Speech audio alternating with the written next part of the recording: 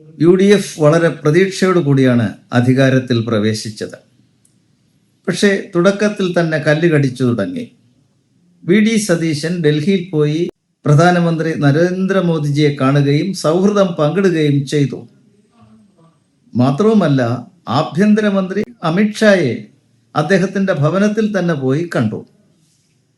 ഇതെല്ലാം മുസ്ലിം ലീഗിൻ്റെ മനസ്സിൽ വല്ലാത്തൊരു അങ്കലാപ്പും വെപ്രാളവും സൃഷ്ടിച്ചിരുന്നു എന്നുള്ളതൊരു വസ്തുതയാണ്.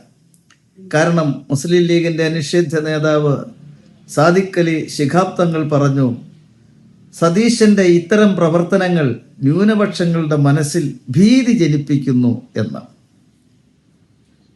മാത്രവുമല്ല, തുടർന്നുള്ള സംഭവം അവരെ വല്ലാതെ ഞെട്ടിച്ചിരിക്കുകയാണ്.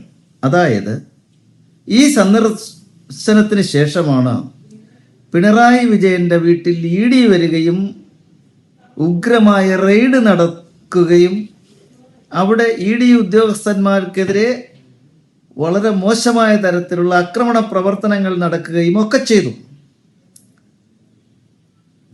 ഇത് തങ്ങൾക്ക് എതിരെ കൂടി വരാൻ പോകുന്ന ഒരു ആപത്തിൻ്റെ സൂചനയല്ലേ എന്നുള്ളതാണ് ലീഗിൻ്റെ മനസ്സിൽ ഇന്ന് വന്നിരിക്കുന്നത്. കുഞ്ഞാലിക്കുട്ടി തുടങ്ങിയിട്ടുള്ള പല നേതാക്കന്മാരും EDയുടെ ലിസ്റ്റിൽ ഉണ്ടെന്നാണ് കേൾക്കുന്നത്. മാർക്സിസ്റ്റ് പാർട്ടിയെ പോലെ ചെറുത്തു നിൽക്കാം എന്ന് വിചാരിച്ചാൽ അത് കൂടുതൽ കുഴപ്പത്തിലാകുകയുള്ളൂ എന്നുള്ളതും വസ്തുതയാണ്. ഇപ്പോൾ നല്ല രീതിയിൽ ഭരണം ആരംഭിച്ചെങ്കിലും ലീഗ് ആഗ്രഹിച്ച വകുപ്പുകളെല്ലാം കിട്ടിയെങ്കിലും അവരുടെ പ്രഗത്ഭന്മാരായ നേതാക്കന്മാരെ മന്ത്രിമാരാക്കിയെങ്കിലും സ്വസ്ഥമായി ഇരുന്ന് ഭരിക്കാൻ പറ്റും എന്നൊരു വിശ്വാസം ലീഗ് നേതാക്കന്മാരുടെ മനസ്സിൽ നിന്നും വിട പറഞ്ഞിരിക്കുന്നു. ഇനി എന്താണ് പോംവഴി എന്നുള്ളതിനെക്കുറിച്ച് അവരാലോചിക്കുകയാണ്. മാത്രവുമല്ല, UDF അധികാരത്തിൽ വന്നാൽ മലപ്പുറം ജില്ലയെ വിഭജിച്ച് മുസ്ലിങ്ങൾക്ക് ഒരു ജില്ല കൂടി നേടാം എന്നുള്ള പ്രതീക്ഷയും അവർക്കുണ്ടായിരുന്നു.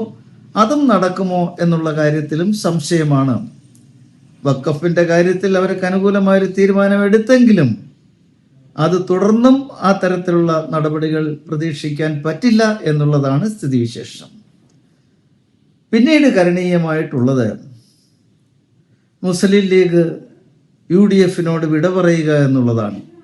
പക്ഷെ അവിടെ ഒരു പ്രശ്നമുള്ളത്, ലീഗ് പോയാലും ഭരിക്കാനുള്ള ഭൂരിപക്ഷം UDFനുണ്ട്. അതുകൊണ്ട് ആ തരത്തിലുള്ളൊരു നടപടി സ്വീകരിക്കാനും തൽക്കാലം ലീഗിനെ കൊണ്ട് സാധിക്കില്ല. പിന്നീട് അവർക്ക് സാധിക്കുന്നത് കോൺഗ്രസിനെ പിളർത്തുക എന്നുള്ളതാണ്. അതിൽ നിന്ന് കുറേ MLAമാരുമായി വന്ന് മാർക്സിസ്റ്റ് കമ്മ്യൂണിസ്റ്റ് പാർട്ടിയുമായിട്ട് ചേർന്ന് വേണമെങ്കിൽ ഒരു ഭരണം തട്ടിക്കൂട്ടാം എന്നുള്ളൊരു പോംവഴി മാത്രമേ ഇവ മുസ്ലിം ലീഗിന് കരണീയമായിട്ടുള്ളൂ. ഇനി ഇപ്പുറത്തോ, മാർക്സിസ്റ്റ് കമ്മ്യൂണിസ്റ്റ് പാർട്ടിയും CPIയും തമ്മിലും നല്ല സൗഹൃദത്തിലല്ല. നമുക്കറിയാം, പ്രതിപക്ഷ നേതാവ് മാർക്സിസ്റ്റ് കമ്മ്യൂണിസ്റ്റ് പാർട്ടിയുടെ നേതാവായിട്ടുള്ള പിണറായി വിജയനാണ്. പ്രതിപക്ഷ ഉപനേതാവ് എന്നൊരു പോസ്റ്റ് കൂടിയുണ്ട്.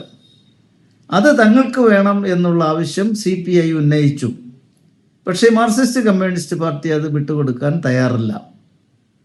മാർക്സിസ്റ്റ് കമ്മ്യൂണിസ്റ്റ് പാർട്ടി പറയുന്നത് കീഴ്വഴക്കമനുസരിച്ചാണെങ്കിലും അവർക്ക് തന്നെ കൈവശം വെക്കാം. അതായത്, അച്യുതാനന്ദൻ പ്രതിപക്ഷ നേതാവായിരുന്ന കാലത്ത് കോടിയേരി ബാലകൃഷ്ണനായിരുന്നു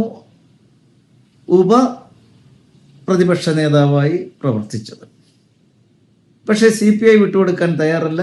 അങ്ങനെ അവർ തമ്മിലും ഒരു പിടിവലി നടക്കുന്നുണ്ട്. പക്ഷേ ഇവർ തമ്മിൽ വേർപിരിഞ്ഞാലും ഇവിടുത്തെ ഭരണത്തെ ഒരു തരത്തിലും ബാധിക്കില്ല എന്നുള്ളത് കൊണ്ട് തൽക്കാലം അവർക്കും ഒന്നും ചെയ്യാൻ പറ്റുന്നില്ല. പിന്നെ അവരുടെ പ്രതീക്ഷ കോൺഗ്രസ് പിളർന്ന് ലീഗുമായി ഒരു പറ്റം MLAമാർ മുന്നോട്ട് വന്നാൽ അവരോടൊപ്പം ചേർന്നൊരു ഭരണ സംവിധാനം സൃഷ്ടിക്കാൻ സാധിക്കും എന്നുള്ളൊരു പ്രതീക്ഷയാണ് ഇന്ന് ഈ ലീഗിനും മാർക്സിസ്റ്റ് കമ്മ്യൂണിസ്റ്റ് പാർട്ടിക്കും CPIക്കും ഒക്കെ ഉള്ളത്. അത് എപ്പോൾ വേണമെങ്കിലും സംഭവിക്കാം. ഏതായാലും ഇവിടുത്തെ മുന്നണിയിൽപ്പെട്ട ഘടകകക്ഷികളെല്ലാം തന്നെ വരാൻ പോകുന്ന ഒരു തെരഞ്ഞെടുപ്പിനെ നേരിടാനുള്ള സജ്ജീകരണങ്ങൾ ഇപ്പോഴേ ആവിഷ്കരിക്കുന്നത് നല്ലതാണ്.